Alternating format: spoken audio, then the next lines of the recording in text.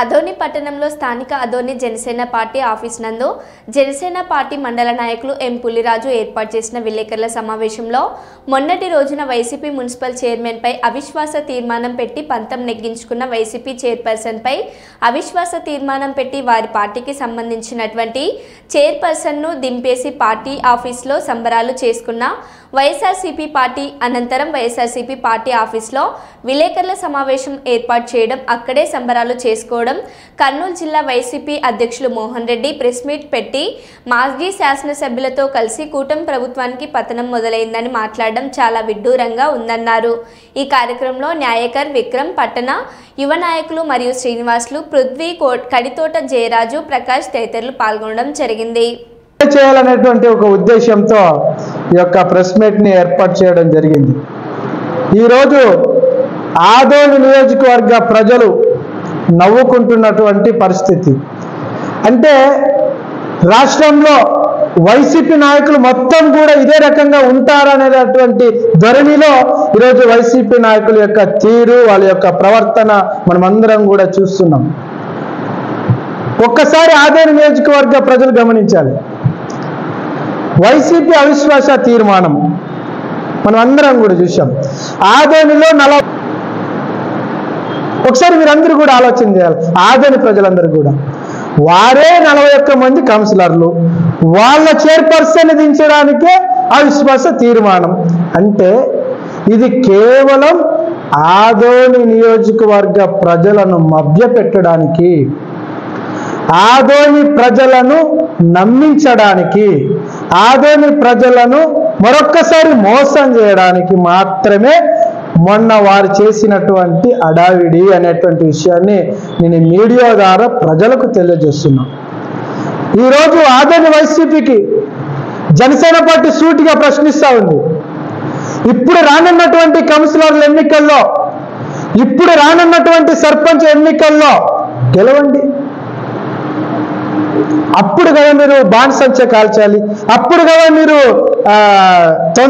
అప్పుడు కదా మీరు దాన్ని ఏమంటారు, అప్పుడు కదా మీరు ఎంజాయ్ చేయాలి, సంబరాలు చేసుకోవాలి. మీ పర్సన్ దించుకోవడానికి మీరు సంబరాలు, ఇది కాదు. ప్రజలందరూ కూడా గమనిస్తున్నారు. ఏమని గమనిస్తున్నారు? చాలా మంది మమ్మల్ని ప్రజలు కూడా అడిగారు, ఏంటండి వైసీపీ వాళ్ళ చైర్పర్సన్ వాళ్ళు దించుకోవడానికి వారేదో పెద్ద ఇది చేసినట్లు, వాళ్ళేదో ఇప్పుడు రానున్నటువంటి ఎన్నికల కౌన్సిలర్లు గెలిచిన విధంగా సంబరాలు చేసుకుంటుంటే మాకు చాలా విచిత్రంగా ఉంది, ఎందుకు అట్లా తయారయ్యారు వైసీపీ నాయకులు అని చెప్పి ప్రజలు నవ్వుకుంటా ఉన్నారు. నేను ఈరోజు జనసేన పార్టీ వైసీపీని తీవ్రంగా ఖండిస్తా ఉంది. ఇప్పుడు రానున్నటువంటి కౌన్సిలర్లో గెలవండి. నేను ఒక్కటే ప్రజలకు విజ్ఞప్తి చేస్తున్నా, ప్రజలు కూటమి ప్రభుత్వంపై చాలా విశ్వాసంగా ఉన్నారు, కూటమి ప్రభుత్వానికి మద్దతుగా నిలబడినారు.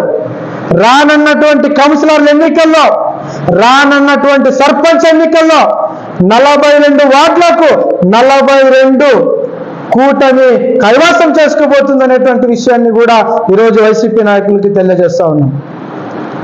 మీరు అనుకుంటున్నారేమో గతంలో మీరు చేసినటువంటి తప్పులు కానీ మీరు చేసినటువంటి అన్యాయాల గురించి ఇంకా ప్రజలు మరిచిపోయారు, ప్రజల్ని ఇప్పుడు మనము నమ్మించేటువంటి ప్రయత్నం చేస్తే ప్రజలు నమ్ముతారేమో అని మీరు అనుకుంటున్నారేమో.